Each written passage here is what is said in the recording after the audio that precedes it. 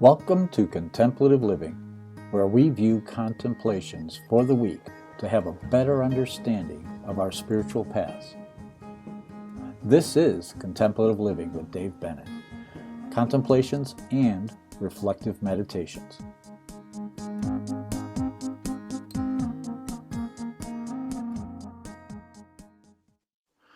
Hello and welcome back to another Contemplative Living, where we talk about concepts to bring contemplative living into our everyday lives.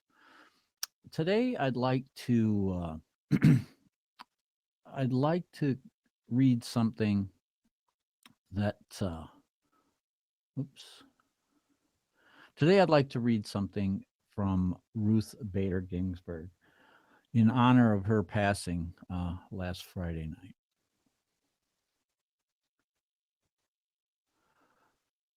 I would like to be remembered as someone who used whatever talent she had to do her work to the very best of her ability.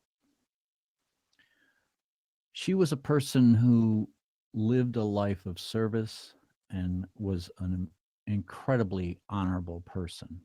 And it's kind of interesting this week, we're going to talk about those types of concepts and bringing them into our daily lives. So we'll start off with our focus is on what we control, and we choose to respond with kindness.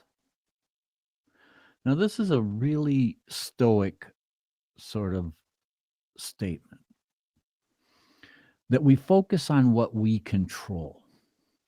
In other words, what's outside of our control is outside of our control. And so what do? We then focus on what we can affect change, where we can affect change. And so this is how many of the Stoics, this is one of the main edicts and the main principles of Stoicism, is to focus on what we can control. So a lot is happening in the world around us.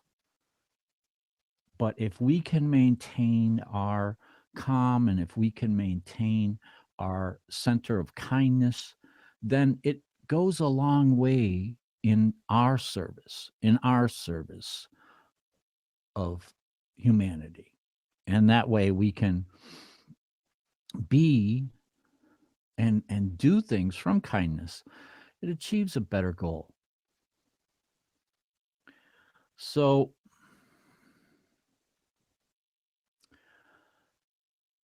when we are true, straightforward, and well-meaning, it shows in our actions and warmth. What does it mean to be true?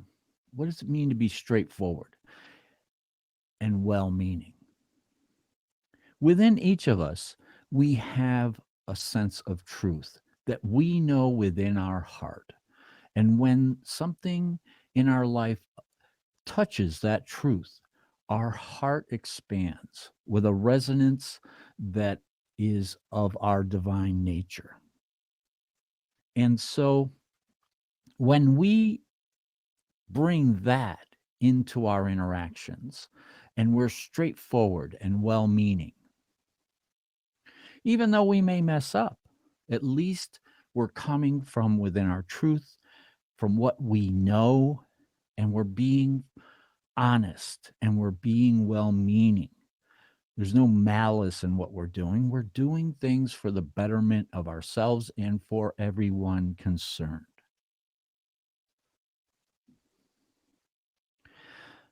Isn't that what true warmth really is? Is to be authentic, be honest in everything that we do. I'd like to think that that's an amazing way to live our lives. So add something positive and pleasant to all your projects, knowing you did your best. we all want to do our best. But the way to really do that is to maintain that level of positivity in our mind, in our heart, bring it up from our heart and let that positivity, imbue itself into our mind and into all of our projects. Negativity has a way of diminishing our projects. So to be super critical and negative doesn't benefit our purpose, doesn't benefit what it is we're trying to achieve.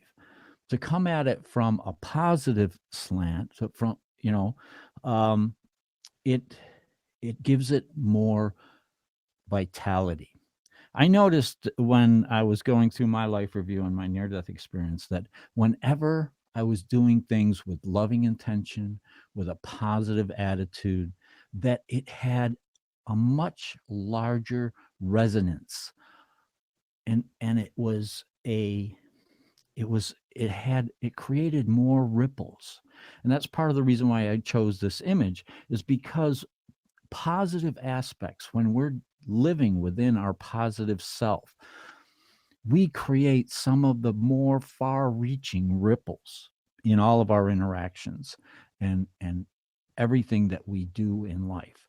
So I'm hoping that you're creating some really incredible positive ripples in your life. So find answers in your life.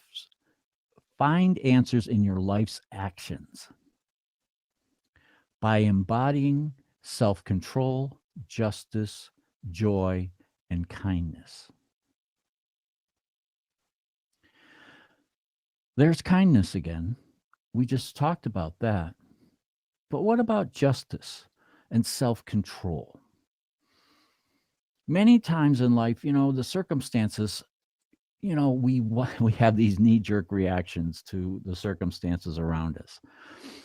That's another Stoic principle of self-control. We need to maintain a sense of center. And to do that, we need to understand ourselves and where our center of justice is. We hear a lot right now about, people spin something one way or they spin it the other. And and it seems like that's become the acceptable norm. But what we need to do is not react with that knee-jerk reaction. We need some self-control and understand what is true to us, and apply our own justice.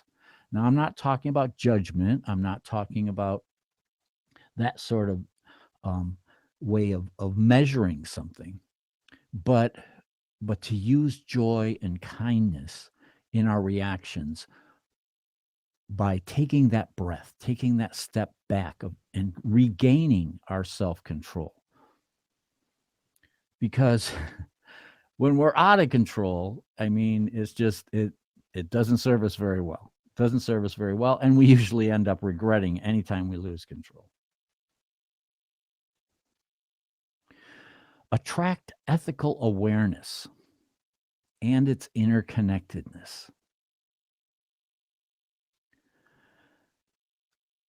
Its interconnectedness with human nature and all living things. Now, we know, but I don't know that we live it, but we know that we're all interconnected. But we're also living with the illusion that we're separate individuals trying to forge our way through life. That's okay, as long as we know that we have moments where we can touch that divine essence within ourselves. And within that essence, within our essence, there's an ethical awareness. And that awareness transcends into all life, all things. And it's important that we maintain that maintain that ethical awareness in all that we do, because we know what's right and wrong. We do. And we know when we go against our principle. We know when we go against our higher judgment, our higher self. So focus every bit of yourself on being fair, truthful, and clear-minded while it still matters. While it still matters. It matters more now than ever before. So I like this image because it's a balanced scale. And in order to balance or to weigh something, you would put a calibrated measure or a calibrated weight on one side so that you could measure the other side. This is what discernment is really all about. And discernment is one of the tools in our toolbox that allows us to have that self-control, to be able to take that breath. And then we can be clear-minded by using discernment, weighing things evenly. We can then discern it with fairness, with truthfulness, and then we can bring that into the way we live our lives. So the scales of discernment help us with that self-control. Whoops. Don't mean to double tap. All right. Honor. Honor means we maintain our core integrity with pure awareness. Now, pure awareness is that essence within us that is part of that interconnection we were just talking about. When we live within our honor, we live within our integrity.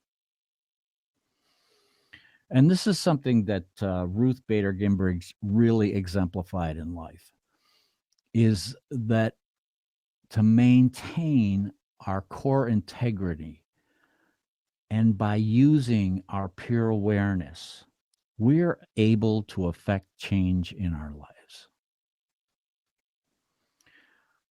So I hope that you can take some of these concepts today and bring them out so that you can make change in your life.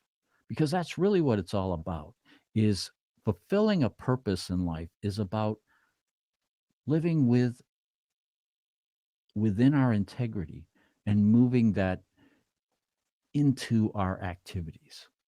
So a lot of shout outs today. Holy cow. If I can get through all these real quick. Travis, love to see you here. Good morning. Jean, thank you for coming. I really appreciate it. Justine, I'm a little, my my screen's a little bit slower than the way I'm reading. Good morning. Gail, it's always good to see you. I'm glad you're here. And oh my goodness, look who's here. My sweetie's here. So Cindy, good morning. I'm glad you're up. And Travis, you always come up with some of the best comments. And I like this. I like this one here. The drum beat measured to the heartbeat, measured to the feather of truth. Good job, Travis. All right. So I hope you find the strength to live within your integrity and to exemplify that into your life. And I hope you have a great week. Namaste.